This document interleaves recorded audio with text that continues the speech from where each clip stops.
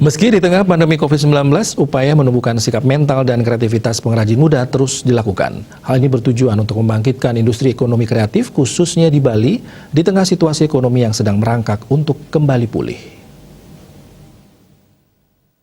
Pelaksanaan Pesta Kesenian Bali ke-43 tahun 2021 menjadi momentum untuk melestarikan dan menjaga warisan budaya Bali. Salah satunya adalah pelaksanaan Wimbakara atau Lomba Kerajinan Keranjang Jerimpen di Wantilan Taman Budaya Provinsi Bali.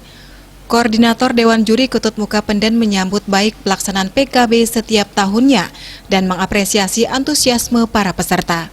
Menurutnya, di samping sebagai usaha pelestarian budaya Bali, lomba tersebut menumbuhkan sikap mental dan jiwa kreatif pengrajin muda di Bali dalam upaya mendorong bangkitnya ekonomi kreatif berbasis budaya lokal dengan pakem asli. Ini kan untuk penyangga pertandingan pertandingan Banten gitu. Ya, makanya yang tadi kan ada nilai sakralisasi yang mesti diadopsi gitu. Tidak terlalu keluar dari pakem-pakem tradisional. Ke depan ini PKB ini kan selalu menyatakan lomba-lomba yang ada hubungannya dengan kemunculan seni budaya Bali.